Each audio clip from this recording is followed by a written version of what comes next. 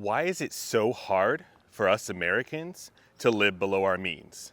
Why are so many of us living paycheck to paycheck or even worse? Could it be just the cost of housing? Whether you are renting and your rent prices keep going up and up and up, or even if you own your own home, there's still some variable costs that continue to rise, such as property taxes, HOA fees, and other insurances tied to your house. Maybe it's salary. Maybe it's the wage that you have. Maybe you didn't make as much as you did 5 years ago. And even if you're working multiple gigs, they don't add up to one quote unquote full-time income. It could also be the cost of just eating, that thing you need to do to stay alive, with the price of going out to eat being so expensive, and the fact that there are no value meals.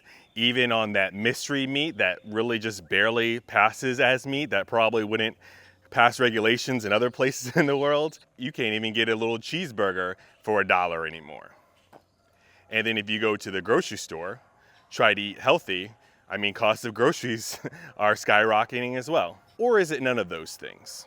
Is it simply because Americans love to live a lavish lifestyle? Is it simply because Americans want to just keep up with the Joneses, impress their friends and family, and just show everyone else all of their financial success? On the surface, it could be many of those things, or a combination of many of those things.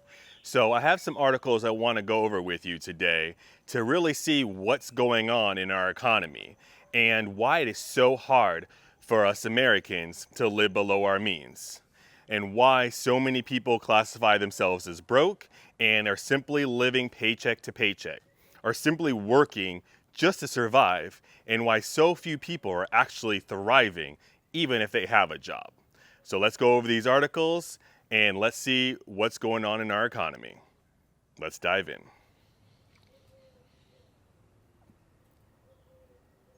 Our first article is from Wells Fargo. And I know, but it does have some interesting things and some interesting data that I want to go over, and we got some additional articles as well.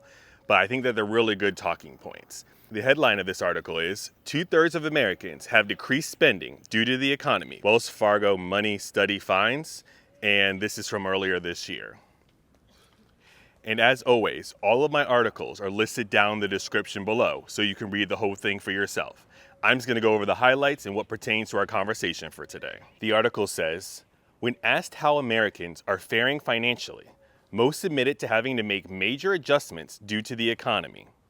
According to the inaugural Wells Fargo Money Study, 2/3, 67% of Americans say that they've cut back on spending, and almost 45% say they put some life plans on hold. A third have dipped into their savings or investments, and almost 2/3 say that even though they are able to pay their bills, they have little left over for extras. The data tells us that Americans, no matter who they are uncertain about the sustainability of their financial lives. We launched the Wells Fargo Money Study to help them get back on track. We took a unique, authentic, and fresh look at money from the viewpoint of Americans of all demographics to get insights into how we can make better progress together toward our financial goals, whatever they may be.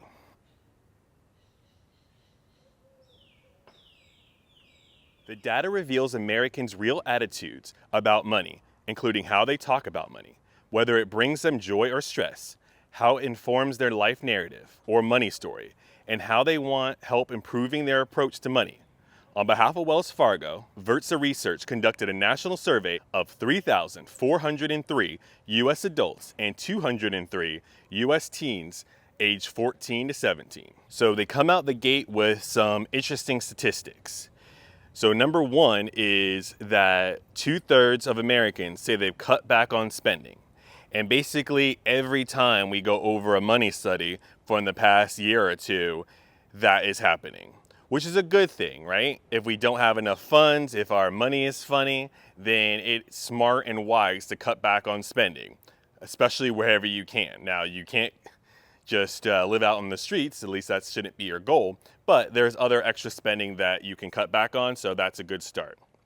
And putting some life plans on hold. A lot of people say that they don't want to have children because children are so expensive, and I looked into that, and I think the real reason why, quote unquote, having kids is expensive is because of the cost of daycare, which is super expensive. And a lot of times people have to make a decision whether that second parent will even go to work because the cost of daycare is so much money.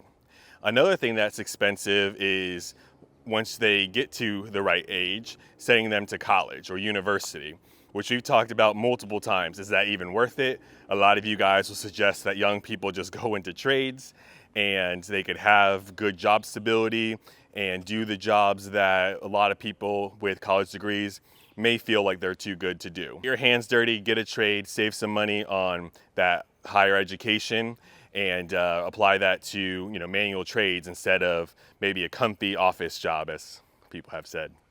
And then also any sort of extra activities, if you send them off to camp, or if you give them music lessons, or maybe some kind of athletics, right? You got to pay for all the equipment. There are parts of having kids that really do come at a high cost, so that could be one of the life events that people are putting on holds.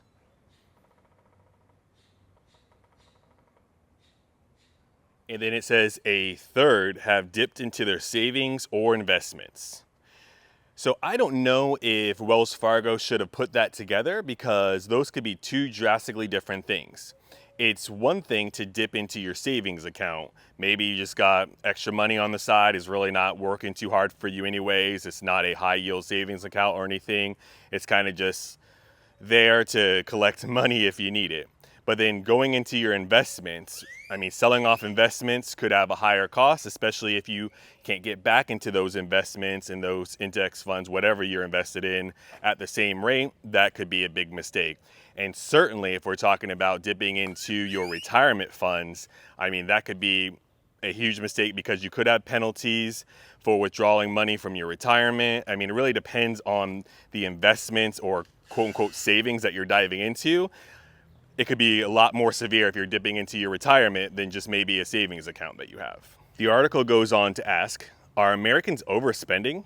More than half of Americans, 58%, report being able to live within their means and not worry about making ends meet, while fewer than half, 40%, feel they are in good or great financial shape, and 1 in 4, 23%, say they are in poor shape.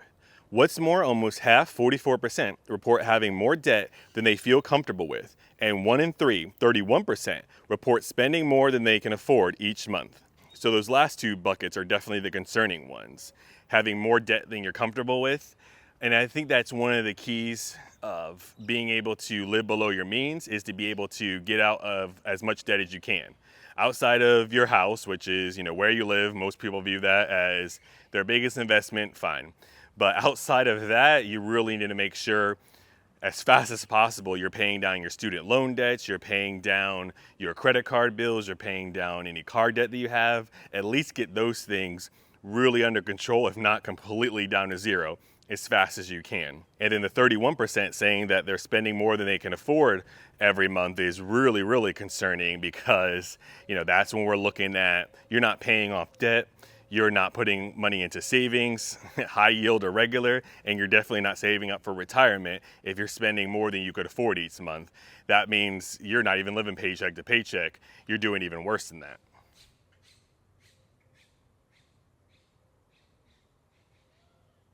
The article goes on to say, despite concerns with managing spending across all those surveyed, 1/3, 37%, say they have been putting more into savings and investments, with a full 69% of young affluent Americans report doing so. Also, 3 out of 5, 62%, feel that now is a good time to take advantage of new financial opportunities. And 9 out of 10, 91%, feel it is a good time to be saving, though just 1 in 7, 14%, feel it's a good time to borrow. So it's good to see the chunk of people who are putting more money into savings and investing. And it's one thing to think that it's a good time to invest or to put money in savings, but it's another thing to actually have the funds to do it. How money plays a role in mindset. More than half of Americans, 57%, admit needing a mental reset when it comes to their money, with many feeling embarrassed, judged, and overly focused on money.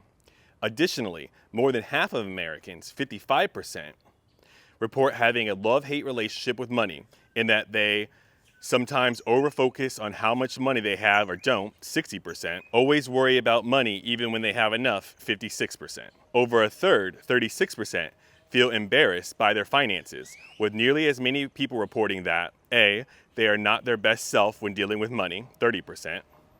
B, their money controls them instead of them controlling it, 28%. And C, they receive criticism from others about their approach to money, 27%. Having money is not everything, not having it is. And I can definitely relate to the idea of feeling stressed out when thinking about money. Do I have enough? Am I making enough? Am I spending too much? Is definitely one of the biggest stresses in my life, so I can totally relate to that. But the idea of feeling embarrassed, I mean, I don't think you should really feel embarrassed. I think the first step is to basically admit you have a problem and to admit that you're not in the right position that you need to be, and do whatever you can to fix that problem, whether it's take on another side job or a second part-time job to make more money, or whether it's to maybe make some adjustments on your spending of where you live, the car you drive, all that kind of stuff. Being embarrassed isn't going to fix anything. You have to actually come up with a plan. Talk to you later.